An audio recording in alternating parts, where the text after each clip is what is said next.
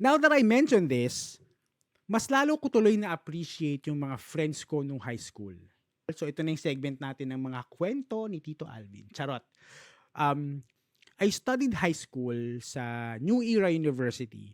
And I believe everybody knows naman na ang New Era University ay isang school founded by the INC or Iglesia ni Cristo.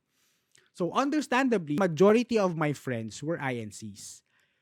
During my time kasi, they still allow non-INCs to enroll and study sa New Era. Pero ngayon kasi hindi ko alam kung allowed pa din. Ang pagkakaalam ko hindi na ata. Kung alam nyo, mga pretty people, let me know.